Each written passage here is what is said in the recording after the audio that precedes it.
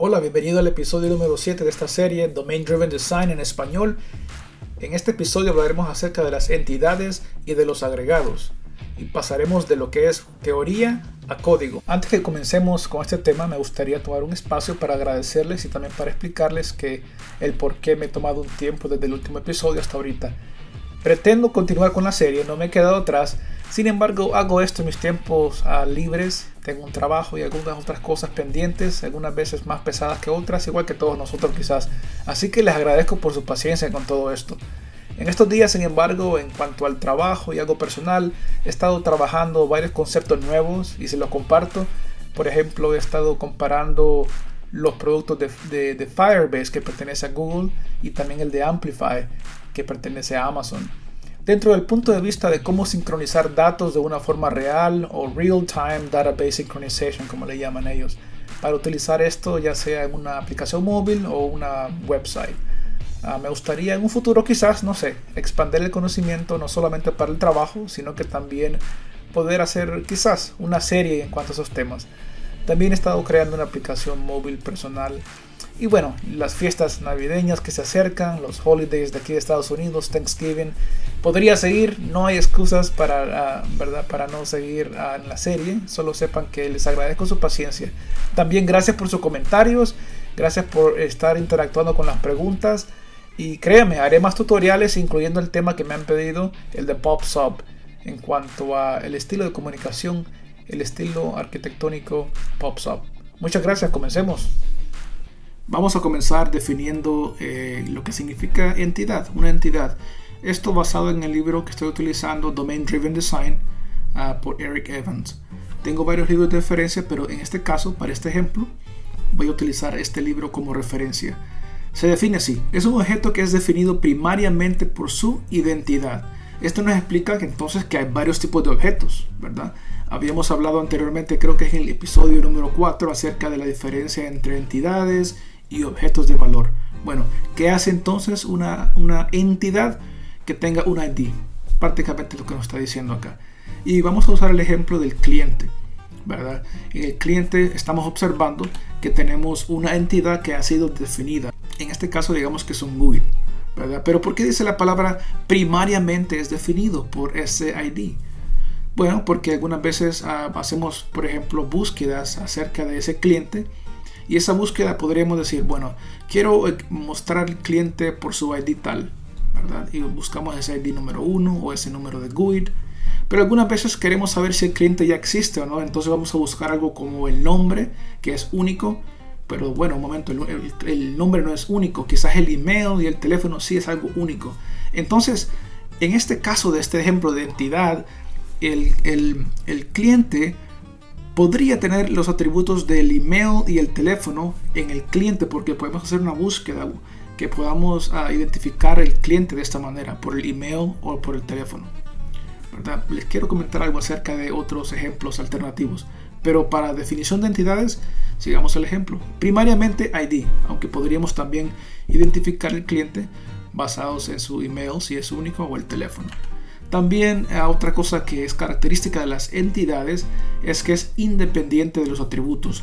No sé si ustedes han aprendido o han practicado el utilizar un ID anteriormente, que sea la concatenización de diferentes atributos. Por ejemplo, algunos le ponen el cliente ID como el primer nombre, el primer letra del nombre y luego el apellido. Cosas así no estarían en la definición de Domain Driven Design para lo que es la identidad. ¿Por qué? Porque dice que una entidad es independiente de los atributos.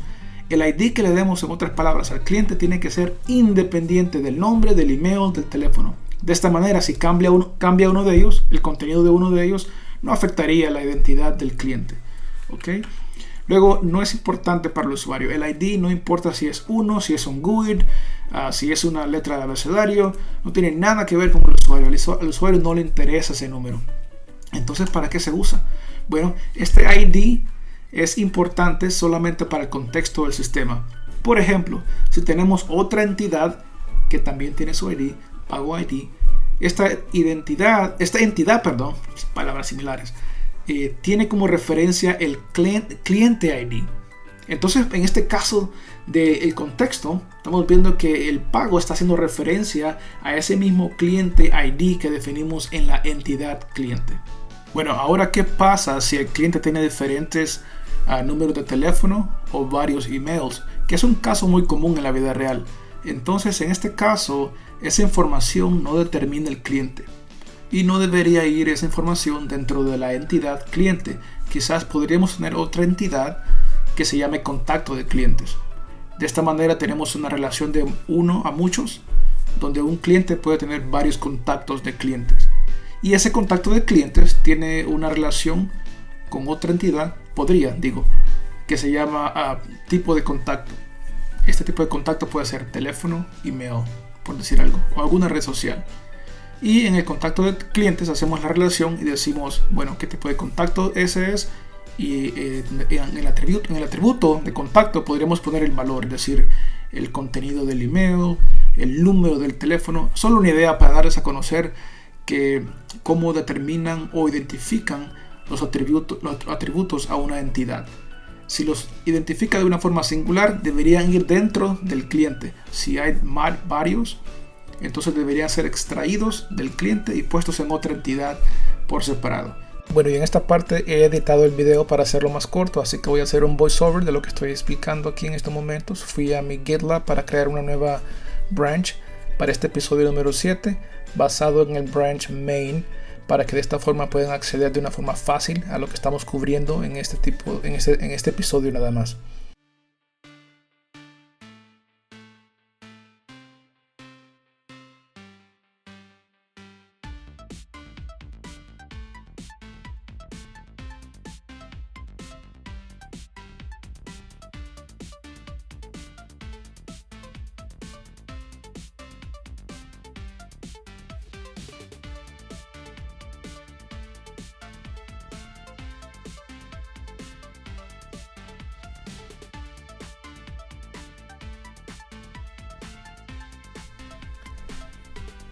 Luego estoy abriendo mi Visual Studio. Ustedes pueden utilizar su IDE favorito. Vamos a crear una librería de tipo .NET Standard 2.1. El nombre de la solución, para hacerlo más fácil y darle secuencia, va a ser DDD. Y el proyecto de la librería se va a llamar el episodio número 7. Antes de que ustedes puedan ver la diferencia, yo he borrado la clase inicial que aparece, se llama class. Y ahora voy a crear una nueva clase para nuestra base de identidad. Vamos a llamarle entidad base.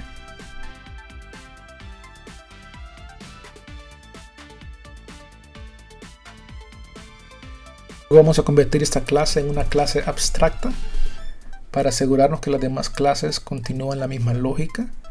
Este TID es un genérico que nos dice que va a ser de un tipo genérico. El ID puede ser de diferentes, puede ser string, puede ser un GUID. Lo que voy a hacer es lo siguiente. Ahora vamos a crear una nueva clase para utilizar esta entidad base. Esta clase se va a llamar cliente y va a usar el concepto de inheritance para poder heredar lo que es esta nueva entidad base. En este caso el TID va a ser un GUID. Luego vamos a poner los atributos de esta clase. En el ejemplo que estamos trabajando, este cliente tiene el atributo de nombre, teléfono e email en el primer ejemplo. Es importante recordar que esta no es una clase de lenguaje, así que si ustedes han hecho esto en Java, quizás vean que ustedes hacen los constructores de una forma diferente. Aquí en C# vamos a hacer que podamos hacer los constructores de una manera que el set sea privado, para que tengamos que usar el constructor y no la propiedad para asignar el valor. También quiero que noten que en este episodio no estamos explicando el concepto de cómo organizar los namespaces, los paquetes. Por eso ignoren la parte cómo está organizada las clases. Lo importante de entender en este ejemplo aquí es que estamos creando una nueva entidad. Estamos pasando de la teoría a cómo se miraría en el código esta nueva entidad. Esta entidad, como pueden ver, ya tenemos una entidad que está usando la entidad base. Lo mismo va a suceder cuando creemos otras entidades. como por ejemplo la entidad de contactos. Vamos a hacer eso ahora. Observen cómo hemos iniciado el valor del GUID, porque de esta forma no esperamos que la base de datos nos dé ese valor. Ahora quiero usar como referencia el diagrama que estamos utilizando para este ejemplo de cliente, contactos y tipo de contactos. Vamos a modificar entonces esta entidad de cliente. Vamos a decir que el cliente tendrá varios teléfonos y varios emails. Entonces es un candidato perfecto para otras entidades, como habíamos hablado, de el mantenimiento de diferentes tipos de contactos y diferentes contactos por cliente. Entonces, después de modificar la entidad de cliente, vamos a crear una nueva clase, primeramente para la entidad del tipo de contacto.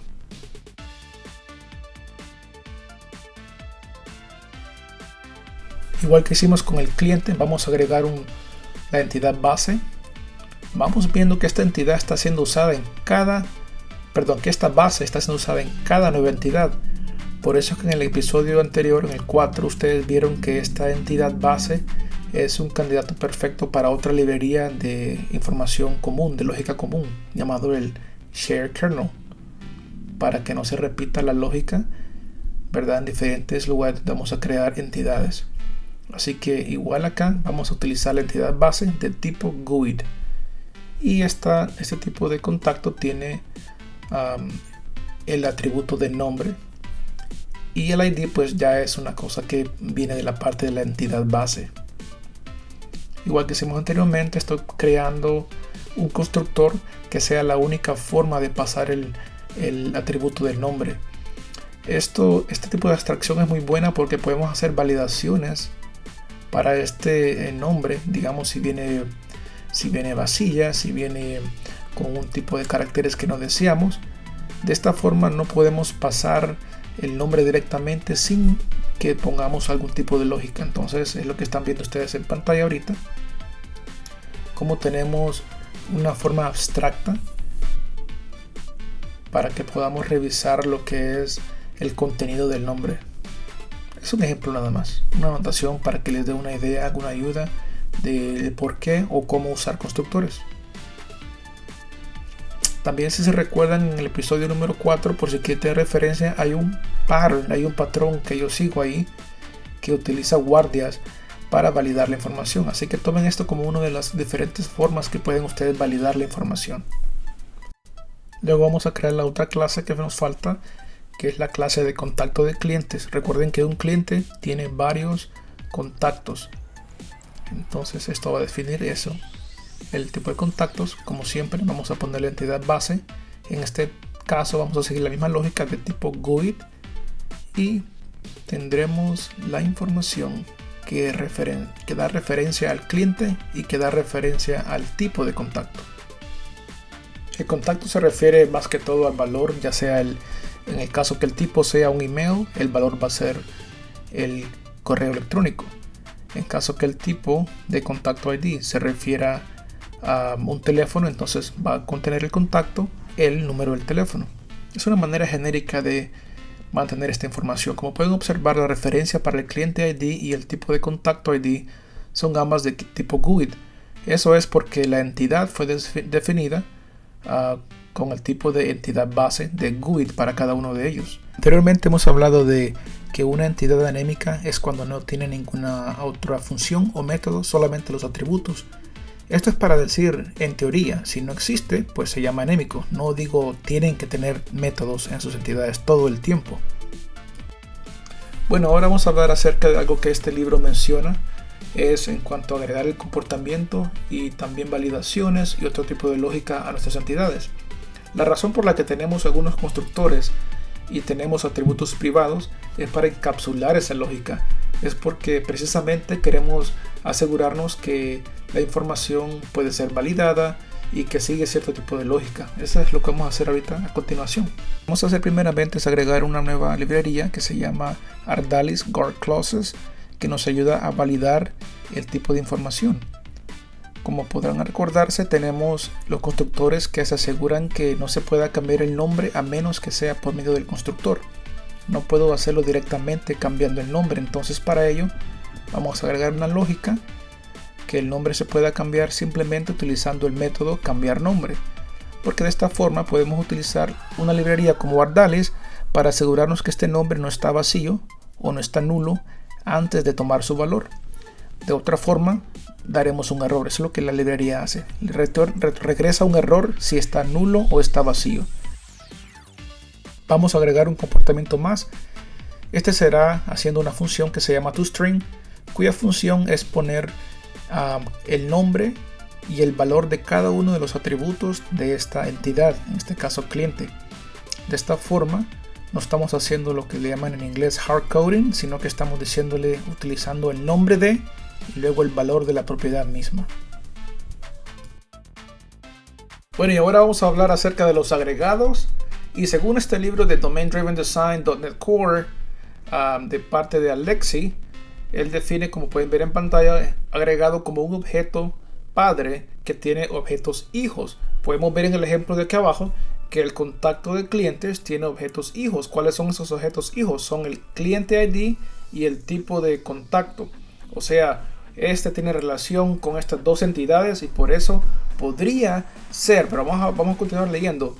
Para que sea un agregado, de acuerdo a la teoría que estamos analizando, dice cuando se elimina el objeto padre, se eliminan los objetos hijos. Vamos a ver si es verdad, si esto es un agregado basado en esa parte. Si yo elimino el registro del contacto del cliente, ¿tendría que eliminar el cliente? Yo creo que la respuesta es no. Entonces, en este ejemplo, el contacto de clientes no puede ser un agregado, aunque tenga hijos, aunque tenga objetos hijos. Ahora vamos a ver este otro ejemplo. En este caso tenemos las entidades de cita y las entidades relacionadas con calendario. Observemos primeramente si cita es un agregado o simplemente una entidad. La cita tiene hijos, tiene objetos hijos, que son los que están a la derecha: cliente, peluquero, tiendas, tipo de cita. Entonces, cuando eliminamos el objeto padre, que en este caso es la cita, ¿tenemos que eliminar los clientes, los peluqueros? La respuesta es no. Entonces cita no puede ser un agregado, es una entidad todavía. Vamos a analizar el siguiente: calendario. Un calendario es, por ejemplo, el día de hoy yo voy a la peluquería y la fecha de hoy es, ¿verdad?, la que sea. Y en esa fecha tengo varias citas, ¿verdad? Entonces hay un error pequeño en el atributo de cita de ID. Pero el punto está en que en vez de tener una sola cita, van a haber varias citas en ese día.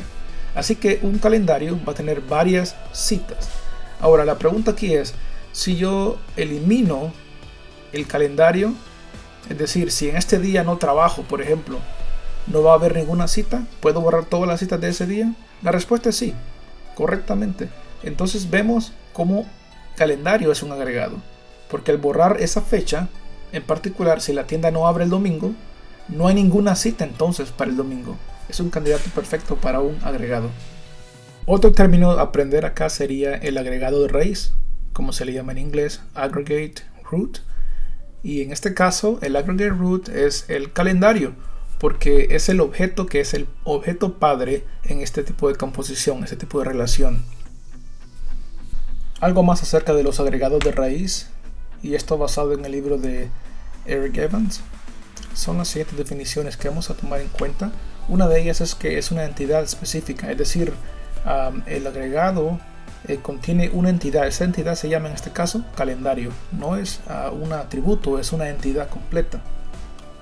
La raíz es el único objeto al cual otros objetos pueden acceder, aunque hayan referencias entre los objetos internos. ¿Qué significa esto?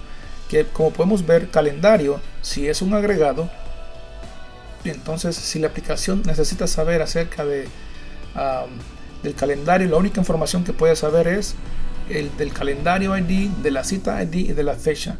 No puede realizar cambios en el cliente, en el peluquero, aunque internamente todo esto esté relacionado, porque el agregado asegura que esto está de una forma abstracta. Esa es una de las funciones de los agregados.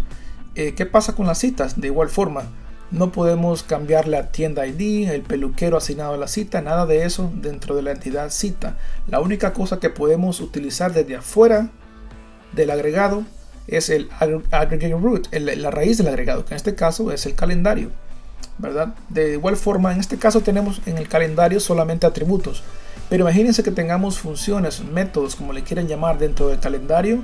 Esos métodos son los que nos van a permitir hacer ciertas funciones dentro de las citas o el cliente, etcétera. Por ejemplo, puedo tener una función en el calendario que diga crear cita, ¿verdad? Pero de una forma que es por medio del agregado de raíz. Nunca directamente puedo crear una cita. No tengo ni siquiera el conocimiento que existe una entidad cita afuera del sistema.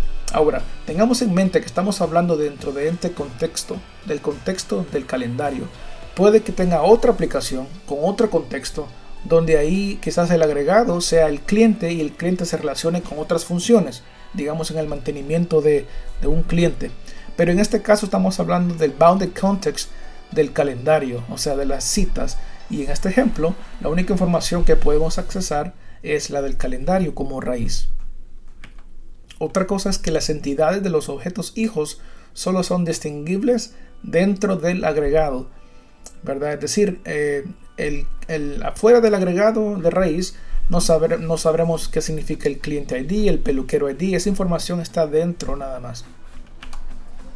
También solo entre ellos pueden directamente relacionarse por asociación. Esta última parte habla de la base de datos. Si estoy en este contexto, ¿verdad? El contexto de los calendarios, no puedo hacer nada para agregar, eliminar clientes. Eso tendría que ser en otro contexto donde tal vez el cliente, como decía anteriormente, sea el agregado de raíz. Entonces ahí sí voy a poder hacer actividades con el cliente. Pero en este contexto, en este ejemplo, donde el calendario es el agregado de raíz, solamente puedo hacer queries a la base de datos acerca de esta información que está siendo disponible dentro de la entidad del calendario. Eliminar significa eliminar todo dentro del agregado. O sea, ya lo había explicado, también este libro lo define y quería nada más recordarles eso. Es decir, como dije, si el domingo no se trabaja, bueno, el calendario ID para ese día domingo, si yo borro ese día domingo, significa que no hay citas para ese día domingo. No significa que voy a borrar los clientes, significa que no hay citas ese domingo. Esa es la asociación que existe. Un calendario tiene varias citas. Bueno, primeramente vamos a agregar a nuestra base para el agregado. Se va a llamar raíz de agregado. Y no vamos a agregar nada dentro de la interfase, solamente para distinguir lo que es un agregado. Vamos a agregar ahora el calendario agregado y le vamos a poner ese agregado de raíz. También la entidad base, como pueden observar. El tener ese tipo de interfase, por ahora entiendan de que nos va a servir para asegurarnos que distinguimos entre una entidad y un calendario. Así que este raíz de agregado significa que el calendario será una entidad de raíz y lo identificamos por medio de ello. Este tipo de calendario, en este ejemplo, va a tener una lista de citas. No hemos creado todavía las citas, así que estamos creándola en este momento. No vamos a agregar nada de lógica a la entidad de citas porque no estamos hablando de ese tema ahorita. Pero entiendan que existe una entidad que se llama cita, a la cual el calendario, que es el agregado, hace referencia. La idea de tener algo público y uno privado, de nuevo les repito, es para poder agregar lógica, para hacer validaciones y también para poder eliminar cualquier tipo de problemas del dominio. Cuando las otras clases o los otros objetos de otros sistemas no conocen la lógica, queremos que sigan cierta lógica, entonces la encapsulamos y permitimos que solamente sea accesada por medio de estos constructores.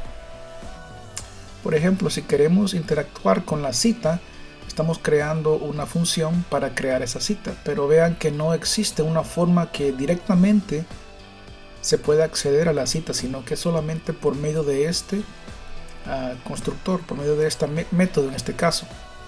Ahora observen bien que pude haber puesto el objeto de cita como parámetro para crear cita, pero estamos tratando de eliminar el uso o el conocimiento de esta cita. Incluso podríamos hasta eliminar la signature de esta función. Hay muchas formas de hacer esto, pero el punto que quiero que entiendan en esta parte de acá de este código es simplemente de que la única forma de accesar la información de los objetos hijos es por medio de crear cita o por medio del constructor en este caso. Otro método que podemos tener acá es el eliminar la cita. De igual forma podremos tener algunos parámetros que vamos nosotros a utilizar para crear lógica interna. No voy a escribir eso ahorita, solamente sepan que existe alguna lógica para poder eliminar una cita, ¿verdad? Y si la lógica está bien, bueno, vamos a eliminar esa cita. Vean cómo estoy iniciando un objeto de cita para eliminar la misma. Luego en esta parte final estamos agregando un nuevo atributo que se llama tienda ID. Esto es para hacer similitud con lo que teníamos al comienzo del video, mostrando el diagrama. El diagrama mostraba este tienda ID, así que estamos agregando nuestro constructor para finalizar nuestro nuevo agregado. Bueno, gracias por quedarte hasta el mero final de este episodio, en el cual hemos cubierto los temas de entidades y de agregados. Hemos pasado de hablar teoría basado en diferentes libros, 2 libros para ser específicos, a lo que es el código, en este caso usando C# como código. Recordemos que lo que hemos aprendido son los conceptos, son los ejemplos en cuanto al tema de entidades, y no necesariamente en cómo está organizadas las entidades y los agregados. Para la organización pienso tener otros temas en un futuro donde expanda lo que hablé al principio en el episodio número 4, para que de esa forma tengan en mente siempre dónde va cada contexto. Pero espero que hayan podido aprender algo acerca de este tema de entidades y de agregados. Cualquier tipo de correcciones que puedan ustedes poner también en los comentarios serían bienvenidas. También podrían comentar de cómo utilizan ustedes estos conceptos en algunos proyectos que trabajan ustedes hoy en día. Bueno, y entonces hasta la próxima. Gracias.